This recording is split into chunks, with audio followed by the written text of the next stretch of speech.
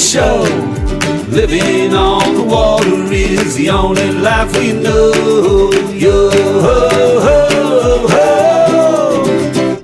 It's time for the Bodie Show. Stephanie, where are you and what's going on around you? I'm on the houseboat and there's a big, huge thunderstorm. I hit the record button right after the last giant boom I heard because I want to capture that. It's amazing. I'm so into it. Yeah. Like, I'm gonna take some pictures and post them. But yeah, we're getting a beautiful, beautiful thunderstorm right now. And you shared with me before we started recording that it looked like it was coming from the southwest, so it was more of a prevailing storm. Totally. Yeah. And the way that the houseboat's situated on Occident Island, it points basically straight southwest, but it's sheltered in some ways by a collection of islands that are off in the distance. It's one of the best spots to enjoy the river because you can see the channel through some of the islands. So some of the big boats, the ships going past, you can see a number of islands that are mostly far away, and you can see all the way up the river, and you can see the horizon all the way up the river. And so when weather approaches, it's just a great place to be. Yeah, I haven't seen a really good thunderstorm in a while, and I'm thoroughly enjoying it. And the houseboat's a really nice place to watch a storm.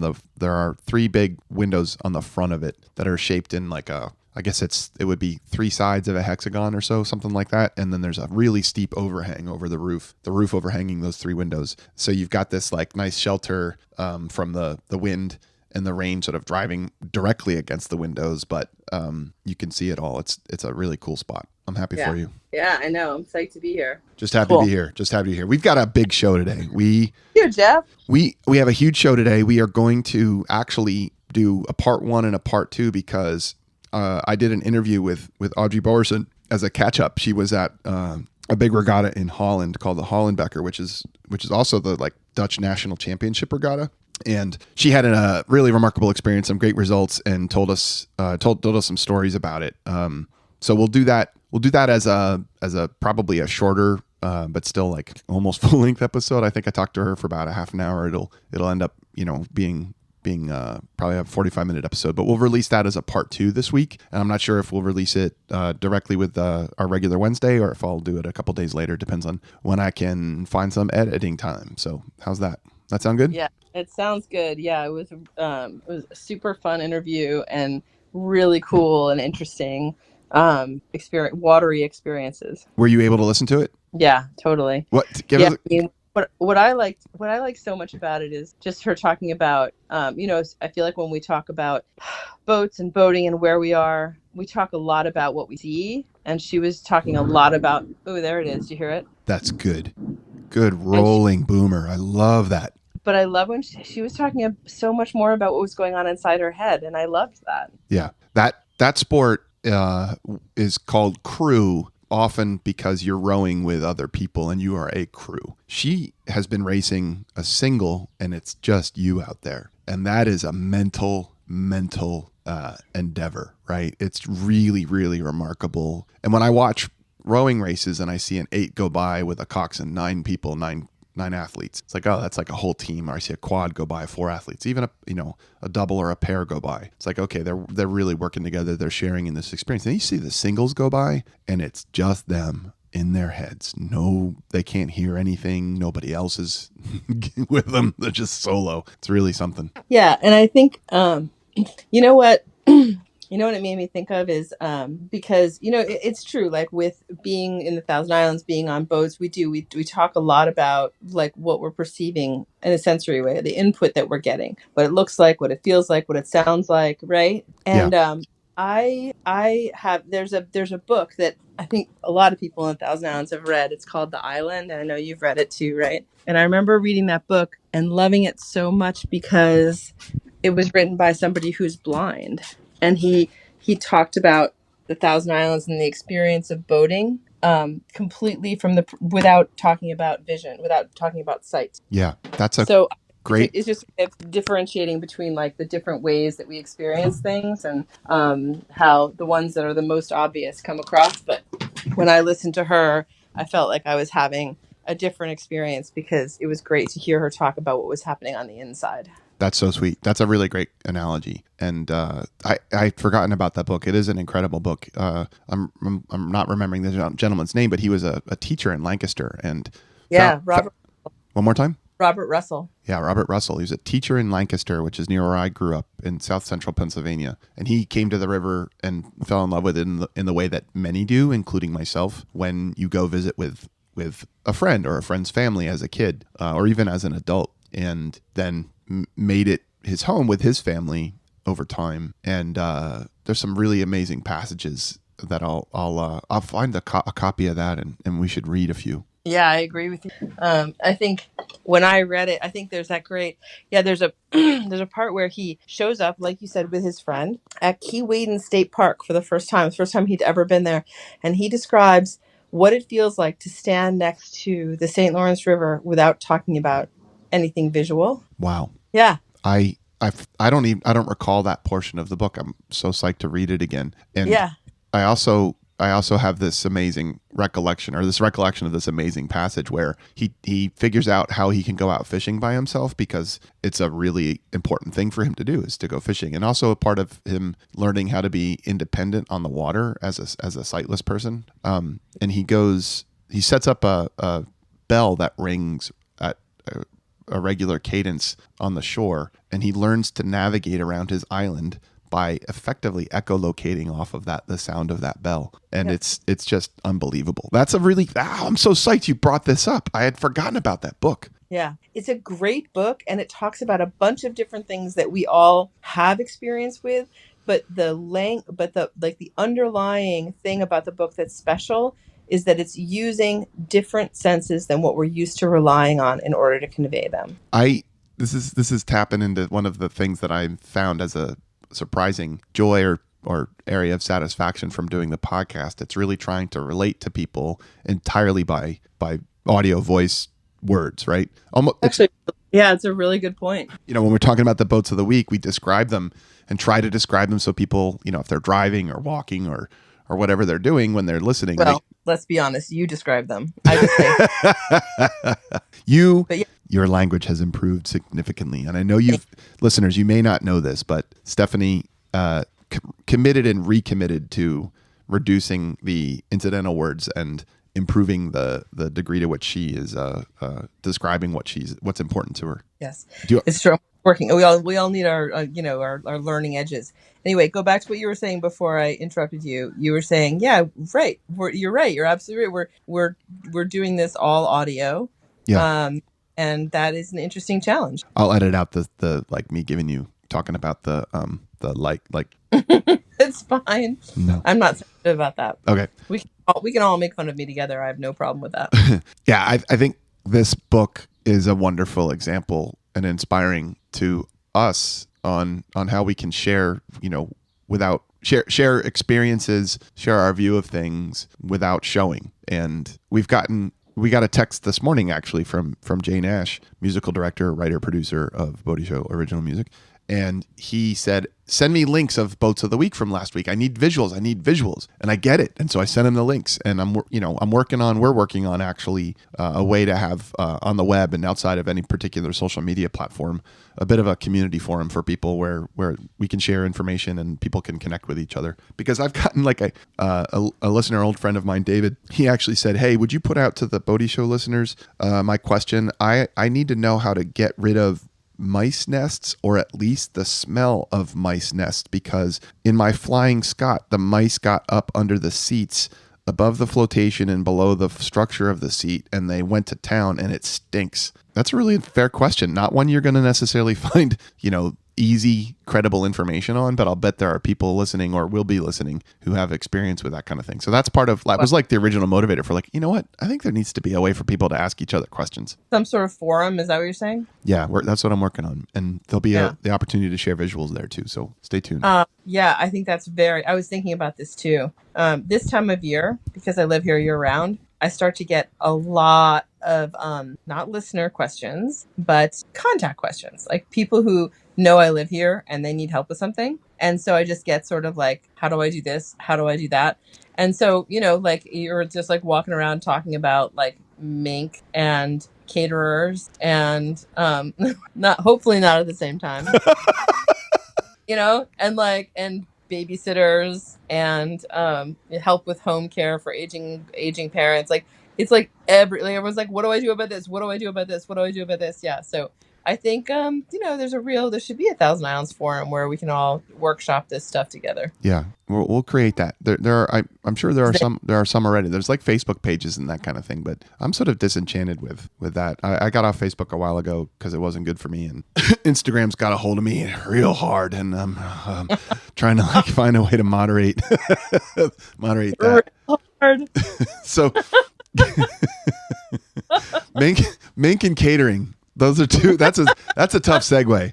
I know. Well, So mink they look like ferrets. So like a really little, curious, cute, long, skinny, smart creature. And they live all along the shore in the Thousand Islands. And they take up residence in boats and boathouses, under rocks and docks. They are all about like getting fish heads and storing them up that then smell. They are all about like peeing stinky minky, urine on things. And I'm going to tell two mink stories. One, do you mind if I tell two mink stories? No, I don't.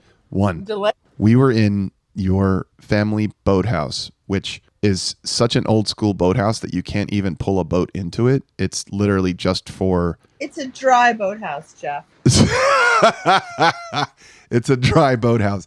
It's literally just for storing St. Lawrence skiffs, which were the sort of like before there was a tin boat runabout, like a Starcraft that you could get into and just like use to haul your family around.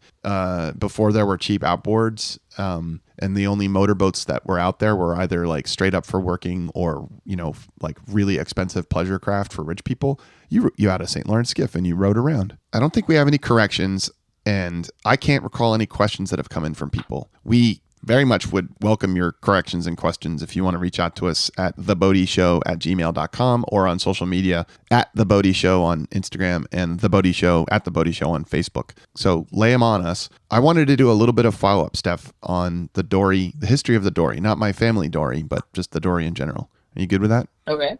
All right. So I got a book, believe it or not. It's called The Dory Book. And we're going to talk about Fred Dion's Swapscott dory. So the dory was this craft that like nobody really knows exactly how it came about. And like the beginning of this book was like, oh yeah, in August 1719, Captain Nathan Irving in an English vessel bound from Madeira to Jamaica was cast away on a reef. And he's the one that like figured out that there was this boat appears to have been smaller than a longboat and of less draft. And it's the earliest reference to a dory, the story of him getting like stuck on this reef and then rescued by a dory. But the Dion dory is this like hybrid between work and play.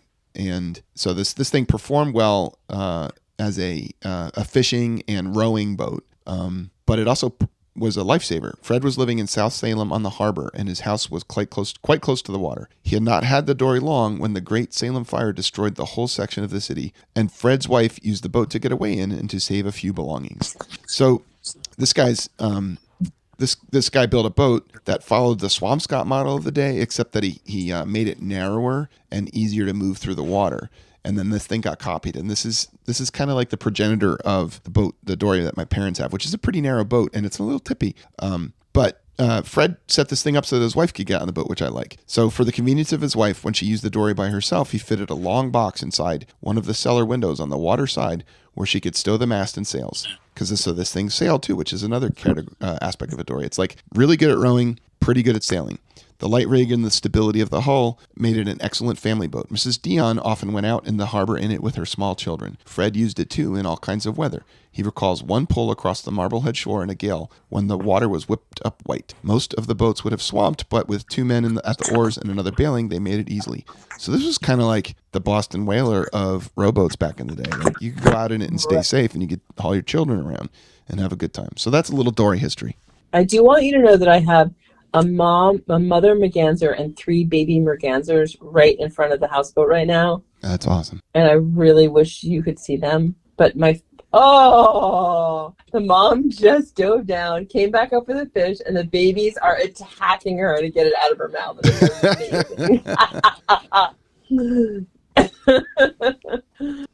is good. I don't have much battery power. I'm going to try to videotape this anyway. Let's move on to some of the topics that we had wanted to discuss. I wanted to provide an update from Missy on Will Sterling's book book, Fame by Misadventure, because she has torn into it, and I'm going to read it too. I just have been traveling, and we can talk about that where I was traveling, sort of at the wrap up before we get into Admiral's Choice and Boat of the Week. All right, so Missy is tearing through Will Sterling's book, and listen, Stephanie, you had the plague last week and couldn't record. Did you listen to the episode? I did. Right. So it was fabulous. So this is a book by the producer of the podcast that inspired all this stuff, Spike Scar Radio. Right.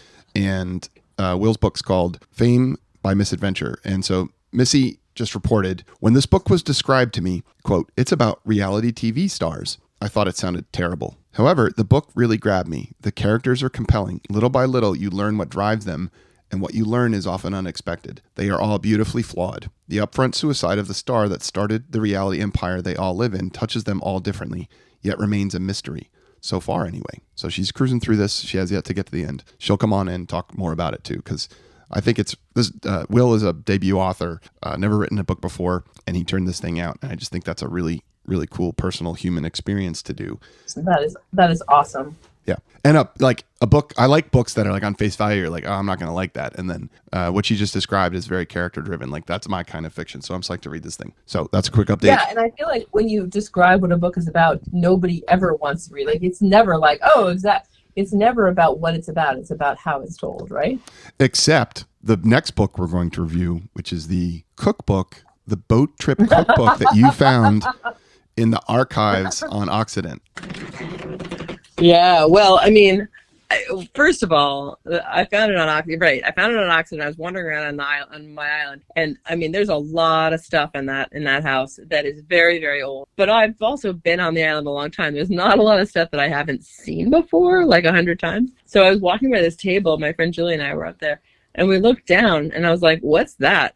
And what caught my eye is that on the cover there were like narrow boats, and it was like blah blah cookbook boat. Cookbook something, I don't know, but they were narrow boats, which is it's on my mind because first of all, who doesn't love a narrow boat, and second of all, our friend Jane Ash has been, as we all know, in the Netherlands and around a ton of those boats and taking pictures, and it's just always on my mind. So I picked it up and I started flipping through it, and I was like, what is this? Number one, I haven't seen it before. Number two, it's a boat cookbook, which is unusual, and yeah, so I had to take some quick pictures, but I really could have taken a picture of almost every page, but I tried to narrow it down and sent those to you this morning. Pun intended. So the cookbook is for people who live or travel on narrow boats. Is that what I'm taking away? Yeah, I mean, that's what, I don't think it says that explicitly, but all of the pictures would indicate that, yes. A narrow boat is a canal boat, and not necessarily a canal boat for cargo, but for living on. And if you want to do some interesting travel in different places, go look for narrow boat rentals, especially in Europe. They're all over the place, but the Erie Canal has some as well. And they're just, it's like tiny house. It's like a tiny house that's a skinny house also. And there's a person that I found because I follow the narrow boat content on Instagram. Back to it having a hard hold on me. It's got a hold of me real bad. Instagram, it's just so addictive. Anyhow, I came across this account. There's a person living on a narrowboat, Stevie Finnegan. She's got a dog and like just living on a narrowboat in England. And she's got solar panels, and then like there was a duck living on her roof for a little bit in the spring. The fact that there's a cookbook for narrowboats makes a certain kind of sense. You don't have a lot of space. You're on a boat. You might not be near a grocery store. What are you going to do? Maybe it's olden times, and you like need to live off the land or the water or the canal, as the case may be. Right. So like, what were some of the recipes in this thing? Well, I love the cover because it says favorite with a U, boating recipes, traditional cabin fare. So it's not like it's like, hey guys, if you have a narrowboat, this is your book. It's just like, this is boating. Like apparently like it was so ubiquitous that this was the boating situation that they were just like, this is his favorite boating recipes. But all the pictures are of narrow boats, and it's definitely in Europe. And the first recipe that I took a picture of is called fried eels. So fried eels, just so you know, I'll start with the ingredients. 2 pounds eels, 1 egg beaten, seasoned flour, 1 ounce butter.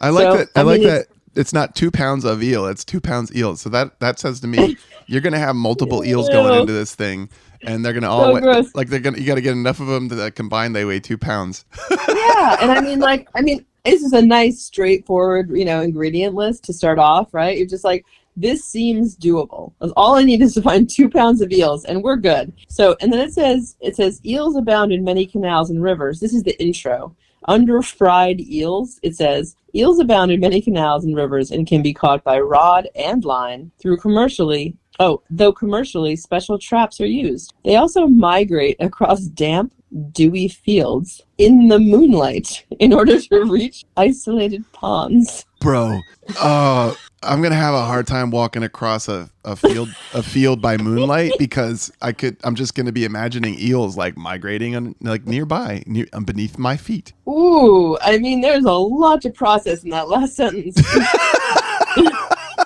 I'm like, I've completely lost my appetite. I should have gone straight to the ingredient list and not read the intro, because damp and dewy fields under the moonlight full of eels, I'm not hungry anymore. So do you think that this recipe is telling people, hey, if your boat happens to be tied up near a damp, dewy field and you've had no luck catching them in your commercial trap in the canal or by rod or whatever, like just go out and check the field out and you might be able to scoop up enough eels to get you to 2 pounds so you could fry them? Yeah, like I think it means like go wander around and like kind of sludge your toes a little and see what you find. Dude, wait, do you have the book with you right now? No, but I don't have the book. It's up at the house and I'm down on the houseboat. But I could also read you the recipe. It's amazing. It says, wash and skin the eels and cut into chunks about 2 inches thick. Coat with beaten egg and dust in seasoned flour. Melt the butter in a large frying pan until it's really hot and sizzling. Fry the eels very gently, which seems like we already have a bit of an issue there. Turning once just to seal them. Not sure what that means. It's important not to brown them or they will overcook. Then turn down the heat. Cover the pan. Continue cooking covered until the flesh is tender. As eels can be rather oily, fresh, crusty bread goes well with this dish. I'm actually down with that. I'd eat the hell out of it. I mean, I am too, kind of. Do you like unagi when you get sushi? I do. That's what I was just thinking. I'm like, I can't really talk because I do love some unagi. I do. Yeah. People have a hard time sometimes getting from loving something as sushi to like actually considering the whole creature it came from. Yeah. Fair enough. Yeah. I also love the next recipe called chicken and leek hobbler. Did you see this one? Hobbler? Yeah. It says, years ago, when boatmen became old and less active and, quote, hobbled about, unquote, they sought casual work, such as helping with locks and moving boats in exchange for a hot meal and a bed. Such men were known as hobblers. Sorry, it's not funny. And this recipe is a salute to them. I won't go through it. It's basically some chicken and some porridge and some onions and some leeks, and I don't know what happens. I didn't read a lot, but there's an amazing picture that goes along with it of 2 men legging through the Shruly Tunnel, which I'm going to let you explain that. So in Europe, canals were like all over the place, still are, and used for transit and industrial transport. And legging through a tunnel is like a pretty crazy thing that you can still do when you're traveling on these boats for pleasure. So the deal is the boats were built to basically be as big as you could stuff through one of these canals. So there was not a lot of room, and that meant there wasn't a lot of room you couldn't pull them, or you couldn't have somebody walking along the side on the towpath towing it, or a horse or a donkey or some other beast of burden towing on the towpath. So the only way to get through the canal was to lie on top of the canal boat, or on top of its load, like if it was carrying coal or something to or from a mine or to steel mill in Birmingham and all that. And you'd lay there and you'd basically put your feet on the roof of the canal and push. You'd walk your legs to move the boat through the canal. And that was called legging. And so hobblers, I don't think it's funny. I think it's awesome. Like, these were boatmen that are like, okay, can't be a boatman anymore, so I'm going to turn the crank at the lock, or I'm going to like get a job. Maybe I'll leg boats through the tunnel. I'm still getting about. Say this, the legging situation is like a little bit like upside down Flintstones activity. That's a great visual. Right? I mean, just in case people are, I mean, when else do you try to move something that's not like, like with your legs, you're just like, let me just put my legs somewhere and move this thing. So I'm going to give this recipe out to Stevie Finnegan on her narrowboat in England. We've never met. I just follow you on Instagram and check out your content. But when you get old and you can't really run the boat so much anymore, you got to get some chicken hobbler to fuel you as you leg your boat. Oh God! It's like, here's your super dark retirement plan. No, we haven't met, but here you go. Yeah, I gotta lay it out. I gotta lay it out for you. I want to know. I'm so sorry. I want to know when this book was published, where it was published. So we'll have to report back. Make a note of that to discuss as part of our. I have to tell you, like I said, there is not a lot of content up in that house that I'm not familiar with. But the minute Julie and I laid eyes on this, we were like, that is new. Yeah. I don't know where it came from, but it's really good. So yeah, we'll get a full picture for later. All right. So we've got a new segment now, which is book review. Yes, show's exactly. gonna get longer and longer. So I don't have a segue from this to my trip south, but should we talk about Sarasota Bay? Oh yeah, tell us about Florida.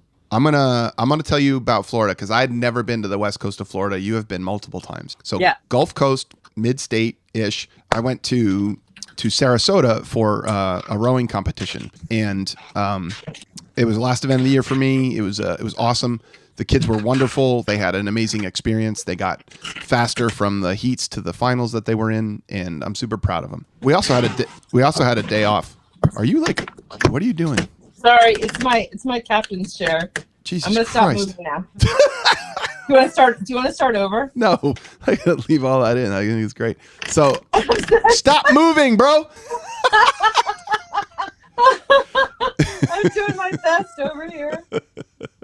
We're leaving all the captain's chair creaking in. So I had a day off, and whenever I travel, I try to get to the water, and if possible, out on it. So I figured out that there was a sea life tour from the MOTE MOTE Marine Laboratory, which was on City Island. There's a bunch of different city islands, and I Ubered over there.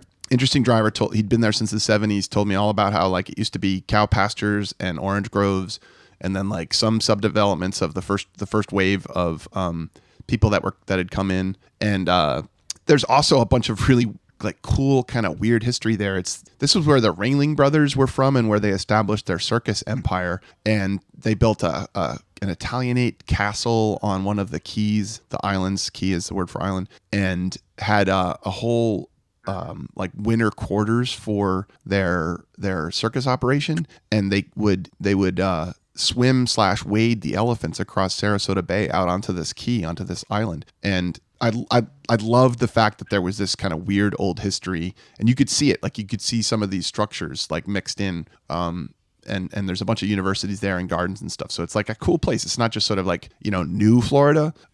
It's about as old Florida maybe as you can get at least on the West Coast. I may be wrong about that. So anyhow, sea life tour from the Mote Marine Laboratory. I get on. One of the first things I learned about was the island that this castle was built on had been expanded by going from 12 to 250 acres by dredging sand and dumping it to make this big island and then putting houses on it. But the whole marketing scheme for this was you'd have a view of the sunset across the bay. You're sheltered from the ocean, but you still have a view of the sunset across the water. And there's a ton of wildlife, beautiful birds and all this stuff. And then they sold all these houses, these people who started living there, at least from elsewhere. And they were all bummed because there was no wildlife. And then they figured out that they dumped all of the dredging spoils on the largest seagrass bed in Sarasota Bay. And all of the wildlife depends on the seagrass beds from like the bottom of the food chain all the way up. And so they dumped all this spoils and like completely blew the habitat out, destroyed the ecology of the whole bay. And then they're like, oh shit. But the developers were like, oh Jesus, we gotta make good on our promise of wildlife. So they funded a whole bunch of research and to figure out what happened, and then they figured out the seagrass thing, and then restore the ecology and the wildlife population, which took about 30 years, and they got back to some semblance of it, and that established this like ecological priority of Sarasota Bay. Again, back to your point about, preservation, but like when it's not convenient, but expedient, and when the politics work, right? So that's part of what's going on here. Anyway, Totally. this tour was just incredible. Learned a ton, and learned that manatees and elephants are pretty closely related. And the biologist who was giving the tour thought it was just amazing that elephants were wading across the bay alongside their pretty close cousins, the manatees.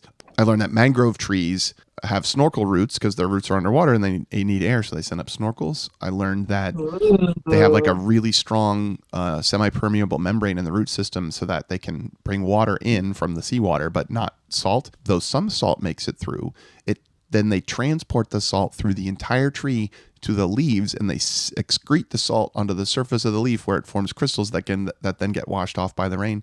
And if you lick if you lick a mangrove leaf, it's salty. Guess who did? I did. It is. Can confirm.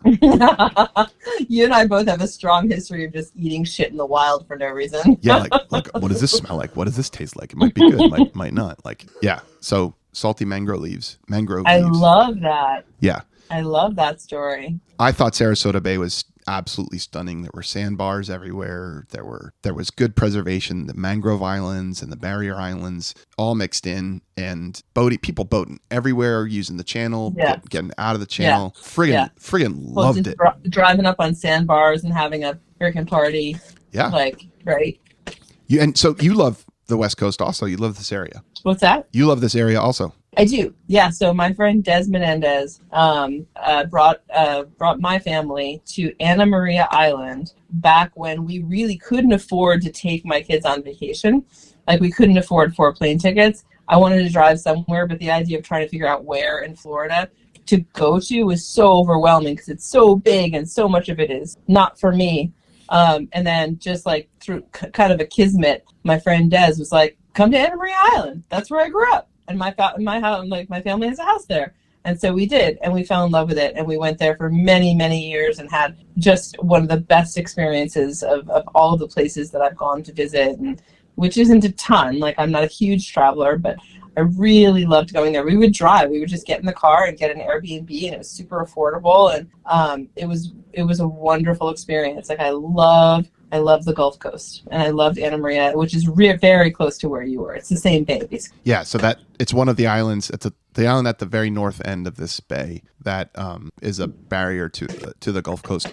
It was funny. I was getting all confused as to like which direction everything was, because on the East Coast, I'm used to the ocean being to the east, sunrise is there. And then when I lived on the West Coast, it took me a long time to get to the point where, the ocean's to the west. The sun sets there. And then I'm on Sarasota. I'm in Sarasota on the mainland, and the sun sets to the west. And then I'm on an island, and the sun still sets to the west, but it also rises on the east over the water at the same time. Like, it was really, this was good kind of confusion for me. Good kind of confusion. Yeah. I love it. And yeah. I'm glad you had such a great time. Yeah. I bet it was great to be there with the kids, and yeah. Rose City, but also just such, Florida is just so different from where we live, right? I like that too. Yeah. And a lot of it is not interesting to me because it's just straight up strip malls and gated communities, which are not particularly interesting to me. But there's some old Florida left here and there. And speaking of, Anna Maria, it fits right in with like one of our themes of this episode, which is, weirdly, somebody got an idea in the 70s to limit to make a height restriction on the buildings on Anna Maria. It was probably in the 70s where they created a 2 or 3 story sort of limit. And so there's no high rises anywhere on Anna Maria. And it makes a huge difference. And the big difference it makes is if there's an old, like 1960s, like really cool retro motel, it makes more sense to reinvest in that motel than to tear it down and build a high rise. So you've got some really, really sweet preserved, just because that's the path to take for the hotel. Yeah, because the other option in Florida, which happens 90% of everywhere you go in Florida, is you tear everything down and you just rebuild something way more expensive. That's the case. Usually way taller. That's the case for the parts of Sarasota I went through to get out to the Keys. I mean, there were, you could see like the waves of tear down and reconstruction happening. And the guy, the Uber driver, had shared that. He's like, yeah, there used to be like some, multi-story hotel resort buildings there that just got torn down, and now there are even taller multi-story hotel resort buildings going up. Right. And like there's no way you could impose that kind of a regulatory, situation now anywhere, right, in Florida because money. But but somebody proposed it at a time where people didn't see the difference. But now what they've managed to retain is like a sense of history and charm, which I can tell you is by far the most difficult thing to find in Florida, and I would argue the most sought after. Yeah, that's cool. Anna Maria Island. I did not make it up there, though you encouraged me to. So I want to go back and get there. I think that, Stephanie, the Bodhi Show is now a vehicle, a vessel, as it were, for us to travel even more. And anybody out there who would like to make it easy for us to travel somewhere to check out your home waters, reach out, man, woman, child, whoever. However you identify. Jesus. Edit all that out. I'm trying to use the. It's like it does. It creates some of these little sort of lines, or threads, I guess, that are running through what we're talking about are not place-based threads. They're concept-based, and it's super interesting. Yeah. All right. We're moving on to the Admiral's Choice, which is a new segment. This will be the second time we have this segment. The first was introduced last week with co-host Missy, the lovely Melissa, when the Admiral's Choice was a Donzi 38, and we listened to Missy listening to the engine starting up, and boy, that was something. Let's just keep going and let's keep moving on from there. We don't need to discuss it any more about that. So it was great. It was great. So so I'm going to introduce the Admiral's Choice. My Admiral's Choice, and we're still waiting for somebody to take our offer to commission you with cash money to compose, record, and share with us original Bodhi Show music, the Admiral's Choice. And I'm going to introduce one to you, Stephanie. Ready? Ready. The Pleasure Barge. What's that? A pleasure barge is a. You just said that in a guarded way. I'm like, oh boy. A pleasure barge is a flat-bottomed, slow-moving boat used for leisure. It is contrasted with a standard barge, which is used to transport freight. Many places where canals or rivers play a prominent role have developed pleasure barges for conducting religious ceremonies, holding waterborne festivities, or viewing scenery. And so barges of all kinds were commonly used in the Nile in ancient Egypt. So we're going way back for pleasure barges. Wealthy states which relied on water trade sometimes developed barges specifically linked to the ruling class. A painting by Jan van de Kapel from 1650 depicts the state barge of the Netherlands being saluted by gun blasts from battleships. So today, ceremonial barges are sometimes used in historical reenactments. Barges built to provide people with scenic trips down rivers developed along with the growing middle class in Europe and the United States. And there are modern pleasure barges, such as those that this is what I wanted to get to, that travel the wine regions of France. They include amenities such as, get this, DVD players. This is an older Wikipedia article.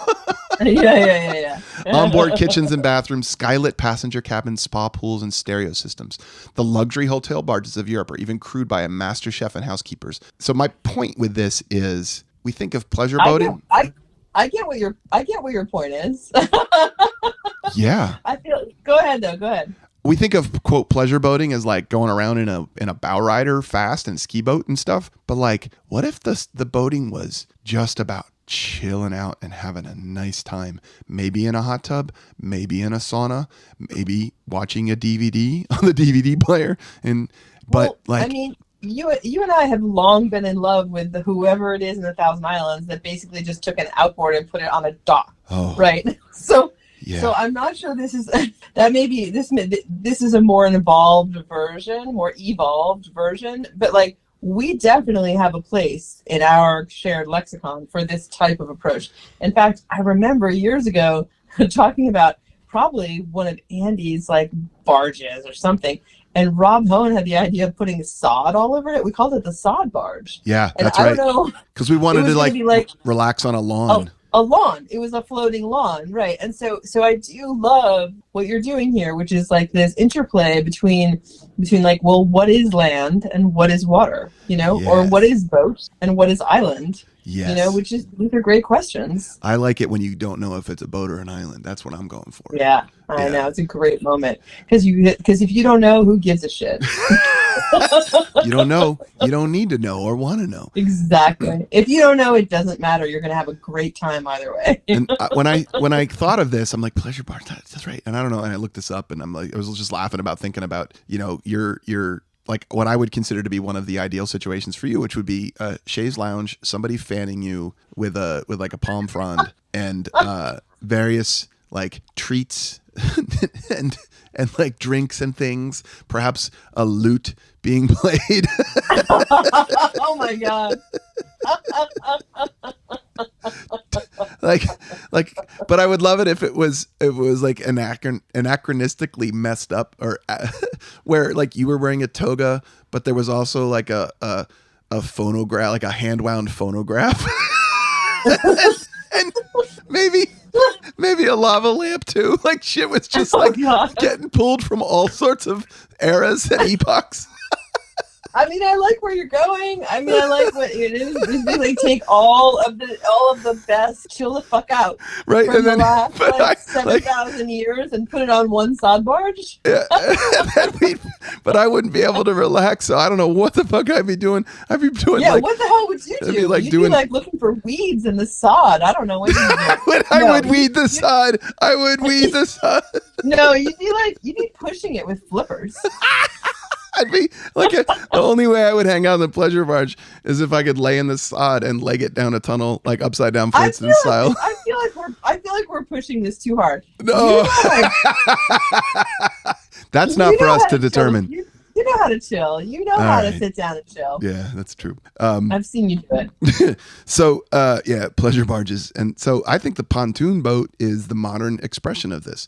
But what's brilliant is that it's the modern expression, not for the ruling class, but for everybody. Because everybody... It's every man's pleasure barge. Oh, and every woman and every child. Every woman and every child. Everybody's pleasure barge. The jet ski... It's a tagline you and I will appreciate, but I'm not sure anybody else is going to pick up on. Everybody's pleasure barge? Everybody's pleasure barge? I don't know. It's a lot. Hashtag.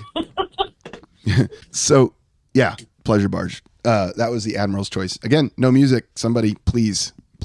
Like, we'll give you money. Like cash money, not a lot. I mean, it might not be worth your while though. So,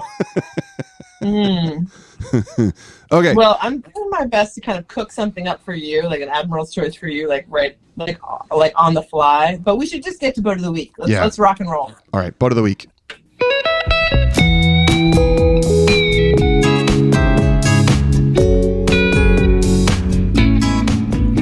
It's the boat of the week, stable asleep. Check out that vessel, baby, isn't she sweet? It's the boat of the week, the boat of the week. Ooh, how I love me, the boat of the week. La da da da da da. Hey, yeah, let's check out the boat of the week. Yes, there you go. The sweet licks of Jane Ash laid down on our eardrums, which that sounds pretty gross. Moving on. I ended up there by accident. All right. You want me to present? Yep. Patrick Murphy sent us a picture of the 80s classic Miami Vice speedboat jumping a wave with Don Johnson and Philip Seymour Thomas or Thompson at the helm, just hammering down wearing blazers with rolled up sleeves. So that's his submission for boat of the week. Wait. Say that again. The Miami Vice speedboat that was in the intro, rolling the opening credits of the 80s show Miami Vice with Don Johnson. What do you mean? You don't know this? It's just not like literally front of mind for you? Okay. All right. It's familiar, but I just like, it sounds great. We're not getting off to a good start here. All right. Try again. No. I mean, like for this boat and it's as a contender. We're going to move on to the next one because we got a bunch. From Sam Hinckley, an old friend of mine, old childhood friend, the brother of my oldest friend, best friend. And I found a pic. Actually, I was sent a picture of me and Sam's sister Julia Hinckley in a dinghy in a pond on the farm that my parents rented when we were both like 18 months old.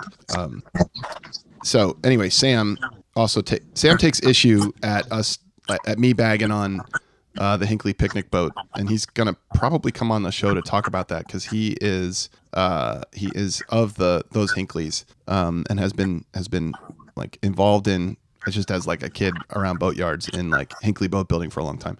Sam submitted the 18-foot Marshall Sanderling, which is probably one of the sweetest sailboats possible. It's a cat boat, so one mast up front, one big sail. And I'll read a little bit of the copy from marshallcat.com. Go look it up, marshallcat.com. The Sanderling is a common sense day sailor offering a spacious cockpit and roomy cabin, unrivaled by any boat of similar length. Easy to single hand, sail with kids, or sail across the bay with 4 or 5 friends. Size, stability, self-bailing cockpit allow her to withstand some of the most challenging conditions you may encounter. She's a quick, responsive one design, which is raced in ever-growing fleets in the Chesapeake, New Jersey, and New England. This boat is a gorgeous little 18-foot sailboat with a chill-in cockpit, a little cabin for naps, enough deck that you can get to the bow and back, a decent amount of sail area on a small mast. It's a really, really great all-around sailboat. And I did not know that there was class-based racing happening with it, which is pretty neat. That's a good sign that this thing's fun to sail. It may not be like fast on a relative basis or an absolute basis compared to other boats, but for what it is, it's a fun sail. That's awesome. Are you able to pull these up on your phone? I'm working on it right now. Okay. So Sam's got a lot of family history with this. I'll read that. He shares with us, I've been sailing in Marshall Sanderling since I was an infant. I had an out-of-boat experience as a 3-year-old in the Shrewsbury River while sailing with my mother and grandfather, Bill Robinson. My mother jumped in to save/comfort me. Coming full circle, my oldest, Benjamin, had almost the identical out-of-boat experience at basically the same age in Cumberland Bay, Lake Champlain, from our Sanderling some 30 years later, and I jumped in to comfort him, neglecting that the other adult on the boat had very little sailing experience. Mercifully, it all worked out. A million stories and Sanderlings between those two bookends, and since. These boats, specifically 2 of them, my grandfather's and my aunt's, which I inherited, have been constant presences in my boating life, and they are amazingly capable sailing in a wide range of conditions. So my friend Eric Bartolet just bought one. He'd always wanted one. He lives in Stonington, Connecticut, and he's got it on a mooring. And if he listens to this, Eric, I know you haven't actually taken the time to get out there and sail it. I hope you do, and I promise you I'm going to come visit and we're going to go sail together. I've been out on Sam's grandfather's boat, Bill Robinson's boat, and it might have been called the Toad. I'm blanking. It had an interesting name, at least interesting to me when I was like probably 12. I don't know, but I'm looking at it and it's hot. That's a lot coming from you talking about a sailboat. Sailboat, exactly. I like it a lot. It's very pretty. Yeah, there was a Sanderling in the Thousand Islands. It was tied up off on a mooring off of a dock in Crystal Bay in Thousand Island Park for years, and a really wonderful family owned it and sailed it there, and it has since gone elsewhere. I don't know where it ended up. It's so pretty. Real sweeping sheer, really pretty transom and stern. Again, pictures will be on their way. All right, moving on. This is from Scott Smith. Hello, Steph and Jeff. His submission for Boat of the Week is the 1989 Boston Whaler Mischief in bright red. Oh, yeah. So hold on, I have to find it. But, you've probably been in one of these. I've never been in one of these. I don't know that I've ever seen one in person, but I did take a look at this email and it stopped me in my track. So this is the Boston Whaler 15 Mischief. Boston Whaler, like at various times in its history, ownership, made like a Boston Whaler version of just about every kind of boat. They actually made a sailboat at one point, like a 9-foot sailboat. This thing is built on the 15-foot hull, which still is like one of the most all-around useful Boston Whaler types. And they slammed a race boat deck and superstructure on it. It's got a white racing stripe down the front. I mean, Boston Whalers are kind of square shaped when you look at them from above. They've got like a rounded corners in the bow, but like this is straight. It's not a pointy bow. And this thing has like the sort of speedboat deck that then rises into the speedboat sort of fiberglass ramp up to where your face would be but there's no windshield, just a handrail. This is the Boston Whaler Pocket Speedboat. I cannot find it. So I'm really frustrated because I'm sorry. This very not professional moment, but I know I saw it on here earlier. And let me just forget about looking at the picture and just reflect. You know how I feel about Boston Whalers. Mm-hmm. You know how I feel about Donzies. Oh, I see where you're going. And I don't know, but that thing is smoking hot. It is. It And is. If a Boston Whaler... I love the fact that Boston Whaler made it. I love people just like a little, it's outside of the comfort zone. It's outside of the norm. Who in the world would look at it and be like, there goes a whaler? No one. Like, I just absolutely love it. You said it's a 15? Yeah. I'm assuming it's an outboard, right? You got to help me because I'm not looking at it. Yeah. So it's the 15 hull that you know very well. That's what your mom has. Yeah. And my mom has the 17, but I drove a 15 for many, many years. All right. So you know that. And it is outboard powered. What's hilarious is at one point, they also made a jet-powered version of the 15-foot hull and like put something else on it. Please, this may be an area for listener corrections. That's my recollection. It might have been a jet-powered version of some other hull. So, well, I'm just saying that this thing has my attention. If a Donzi and a Boston Whaler got together, where would they have met? What would be the circumstances? Oh, that's a really good question. I think I'm going to have to go with Lake of the Isles. Lake of the Isles, so in the center of Wellesley Island, flat water, calm, destination perhaps for anchoring, rafting, and partying. Perhaps. Allegedly. Or with heavy air quotes, perhaps. Yeah. But you've got I mean, yeah, it's a standard, like you've got a lot of muscle boats and you've got a lot of day boats. And I mean, we grew up rafting all of our Boston Whalers together in Lake of the Isles. And next to us were a whole bunch of Donzies rafted together. So, I mean, they obviously just had a kid and it's all good. So if like a Boston Whaler on one end of the Boston Whaler raft and a Donzi on one end of the Donzi raft, like looked at each other across the water, winked and nodded, and then, separated from the group and, went deeper into a bay and had a little liaison. And then, whatever the gestation period is for boats, that much time later, they birth the mischief. I just want to say these are the moments where I'm like, I'm big into interrupting, but these are the moments where I'm not going to interrupt you because you're making it so weird. I'm just going to let him go ahead with this entire bizarre analogy. Maybe I'll end up somewhere. Maybe I'll end up in a corner. Maybe I won't. All right. Making both babies and bays. Yes, Jeff, that's exactly what happened. Okay. Next boat from David Patterson, Captain David, boat of the week. David sends this in. This might be a boat. I'm trying to move on. This might be a boat I flipped in 1998. And I'm going to assert this is not flipped as in like rolled over and went, underwater, but flipped as in flipped the house, bought, fixed up, sold. Sure. The gentleman that bought it was going to repower with a Cummins 5.9S, probably the only one ever powered with those engines. So David might be into motors because that's what he remembers about this boat from 25 years. Oh my God. Yes. You're going to lose your fucking mind when you see this thing, Stephanie. Forward it to me. I'm on the email right now. I can't navigate this whole situation. Holy shit. Send it to me right now. I can't handle it. I'm going to text it to you. Goodness gracious. Whatever you got to do. Jesus, Captain David. Oh, wait. Is it? It's not. The Thousand Islands boat we already saw, right? It's the Motor Sailor? No, it's not that. That's the boat. That's the boat he has now. I can't wait for your reaction. I just texted the link. Oh, wait. Maybe I found it. Oh. No, I found another one. Okay, hold on. I'm looking at your link. What?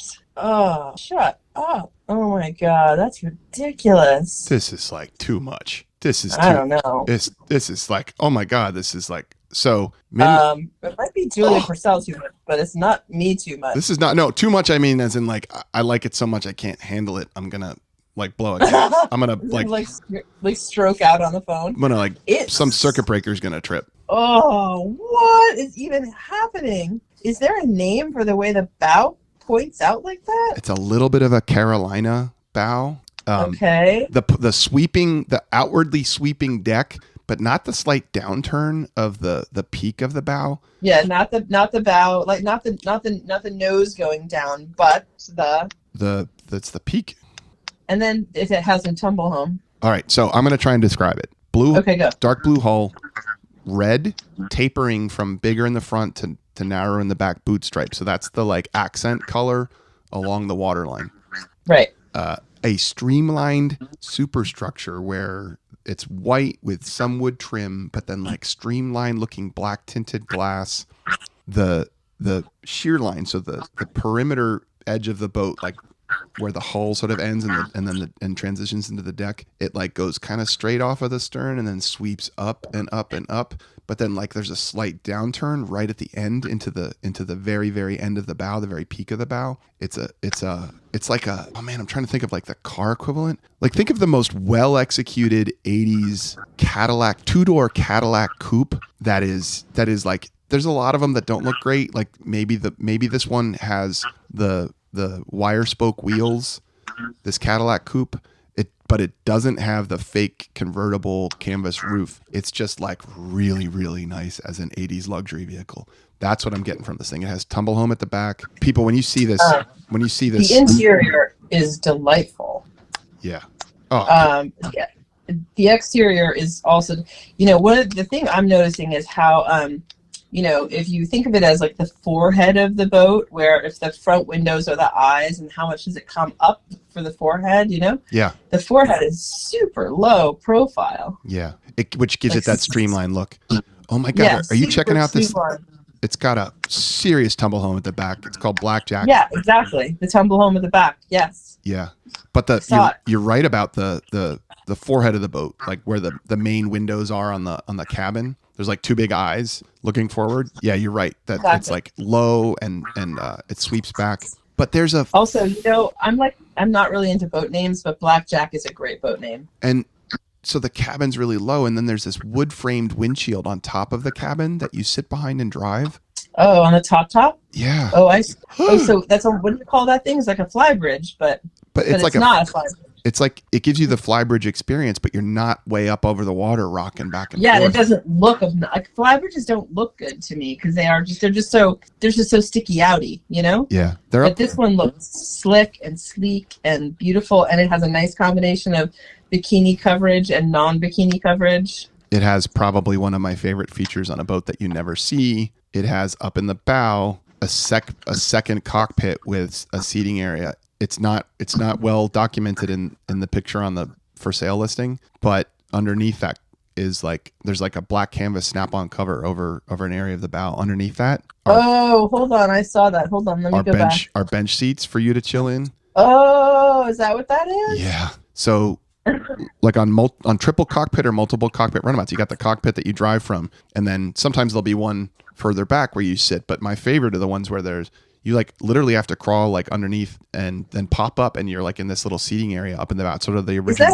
Is that like a canvas cover that comes off? Yeah, it's like and so it's basically like driving like a triple cockpit like Chris Craft from the 50s. Yeah, but you're up in the front of this 84 Midnight Lace. But runner. It's the cockpit in the front. This is the Midnight Lace Rum Runner. Like words have been failing us, and so it's like the original bow rider, except it's not a small 20 something foot 18 to 19 foot runabout where but like you're up away from everybody in this bow cockpit. This is fascinating. It's in Waukegan, Illinois. $129,000, 44 feet. Well, that's a deal I think that sounds like a deal for this. Yeah, for how. So just saying, like compared to the other prices that we've seen in boats that we've seen. Yeah.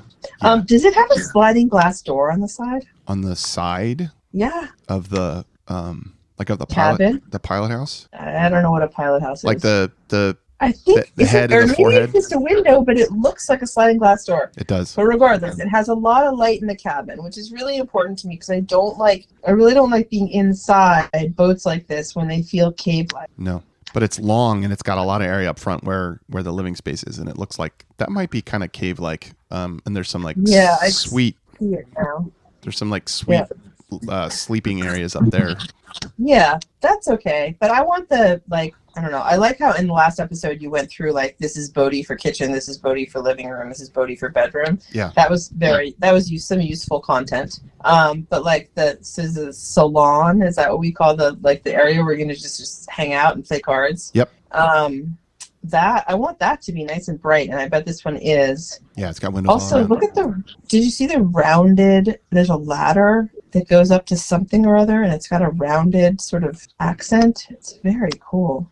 I don't know. I would not kick this out of my boathouse. Dude, I'd straight up like live on this thing and accept whatever Yeah. compromises I had to. And when it comes to amenities, because it's so cool. Yeah. I'm David, into Captain it, too. David, Captain David owns nothing but character boats. I'll tell you right now, dude is killing it. 84 Midnight Run.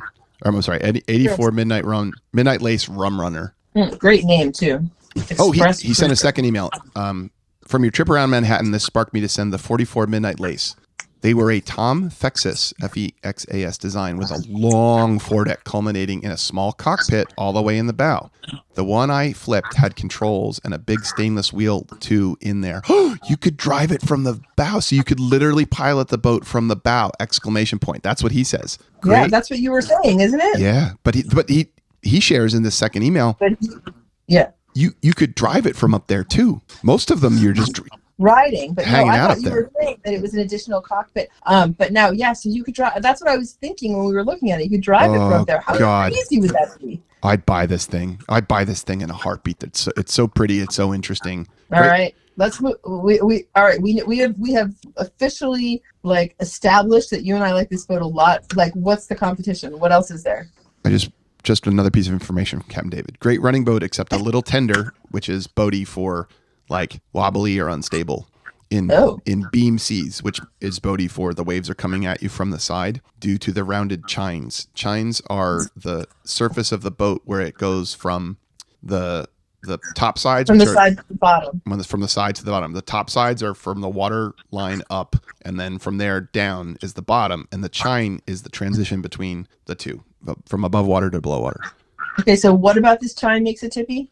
These are rounded chines instead of sharp corners, right? Sure. Got it. Oh, and he says, your wife was a good fill-in for the ailing one. Have fun, be safe, That's me.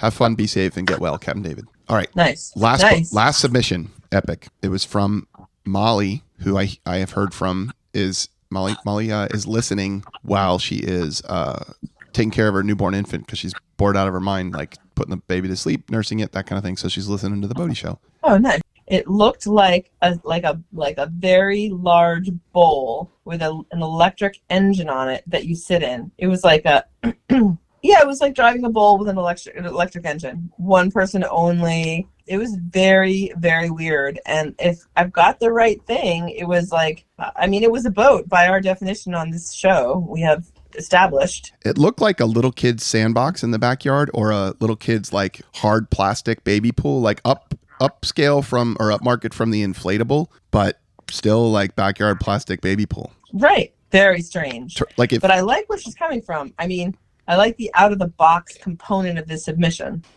It's weird. And also it probably uses almost like, very economical to run. Unlike the Midnight Lace. Midnight Lace Rum Runner. That's the friggin' model name of this thing. You're right. This was out of the box. Like I could imagine that it's like those turtle sandboxes. Like if you had it looked like a purple hard plastic turtle sandbox that you had in your backyard or on your back porch when your kid was little, and you put an electric motor on that, and then it got it, because this was another point she made, got it licensed and certified by like the Coast Guard and whoever does that for boats as a boat. And if you you put that in a box and stuck it on the shelf at like Target, you could have a boat. That's what I like about this, is it's really pushing the definition of a boat. I really like that. I appreciate that a lot. And I also feel like you could just like, I like the fact that you could just like throw whatever you need in the bottom. Like you wouldn't need a boat bag or a cooler. You just throw the shit in the bottom of the boat and go. Because it's a big bowl, like the one next to your... It's just a bowl. The one next to your door that you put all of the stuff that you need to have next to the door in. Right, and then you just, instead of like putting that into the boat, you just put an engine on it and just take it around. It actually is not so dissimilar from the sod barge in a way, right? No. You're just like, how about if we just take this totally different concept and put a motor on it? Or your boat bag. Like if you could have a boat bag that you actually got in as a boat. All right. Yes, exactly. Too meta. So I feel like we've got some real diversity in this week's options. We go all the way from Miami Vice Speedboat through the Sanderling Sailboat to the Mischief Donzi and a whaler had a tryst and a baby to the freaking Midnight Lace Rum Runner. Oh my God, it's gonna be hard not to win from Captain David. And then I think the strong contender of Molly's Boat in a Box. She's listening to this right now while she's like trying to get Isaac to go to sleep. So Molly, you did right by us by sending this. Yeah, in. I mean that was I like a fresh take. That's a fresh take.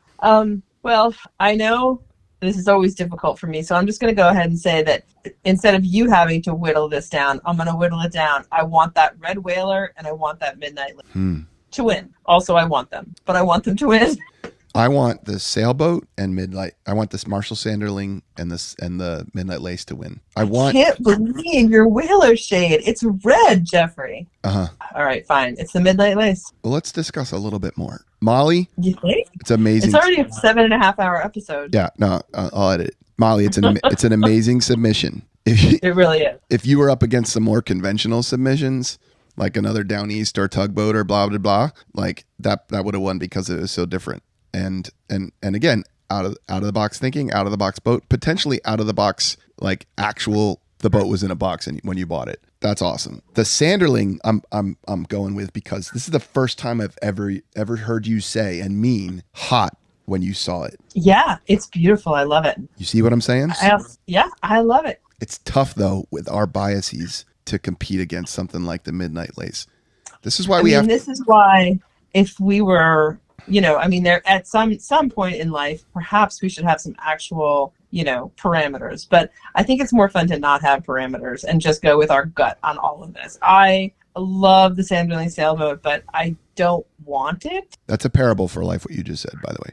So we could also, if we wanted to have more winners, we could have, we could have a sailboat of the week and a power boat of the week. Ooh, can we? Yeah, sure. Can we have an inboard and an outboard for the week too? No. God damn it. Yeah.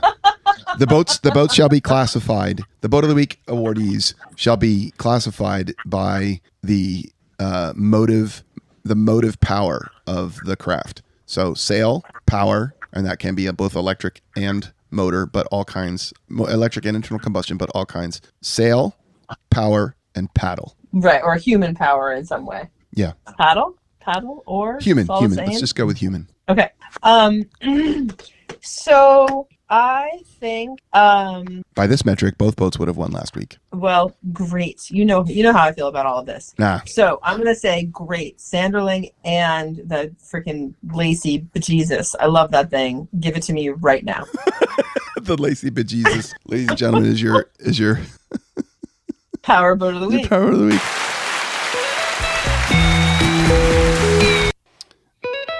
Ladies and gentlemen, the Marshall Sanderling is your sailboat of the week.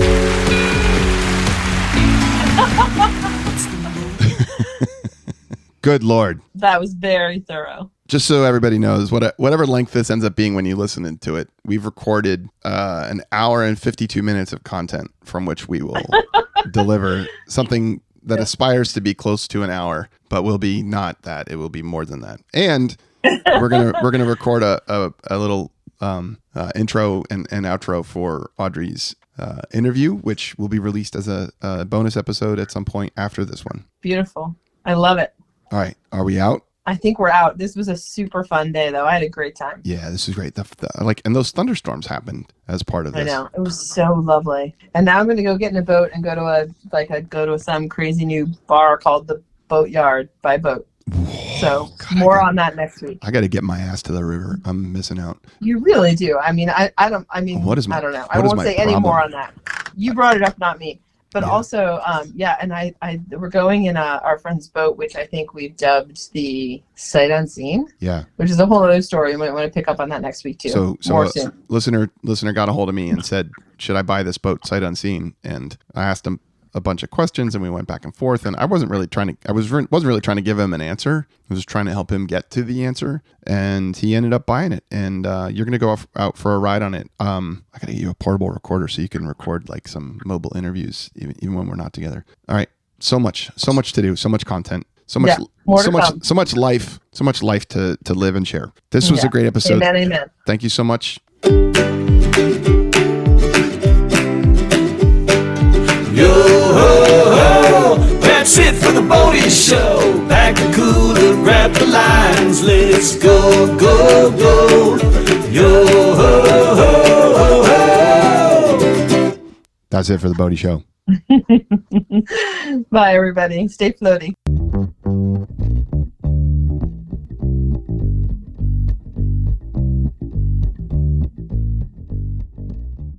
Where am I? You're at the Old Salty Dog on City Island in Sarasota. City Island. I'm about to get on a boat for a boat ride. That's what we do. And I am with Christine. Christine. Tell us a little bit about this place. Like, where are we? What are we looking at? We are right on the water. Pretty much 75% of it is just looking at dolphins and sea life and awesome boats. Yeah. And I can confirm I'm sitting at the corner of a L-shaped bar, and I've got a water view to my right, a water view to my left, and a sea breeze the whole time. I think that this is a great spot. Like, I love dock bars. I don't know if we're technically on a dock or not. We are. We Yeah, are. you can dock your boat right up here. Absolutely. There we go. Love dock bars. I love grouper sandwiches, which I don't know that I had before. So good. Okay. And then always fresh, too, which is So awesome. tell us some things you're excited about. Ooh, I'm excited. So summer just started, so I'm really excited about summer. Yeah. We kind of slow down here just a little bit, but then we get to talk to the actual customers a bit more, which is really nice. Get to like have a little time on a podcast. Exactly. See, exactly. Wouldn't have been able to do this last month. No. So yeah, no, it's awesome. Just excited to be back at work. Good. Any shout outs to people that you want to say hi Ooh, to?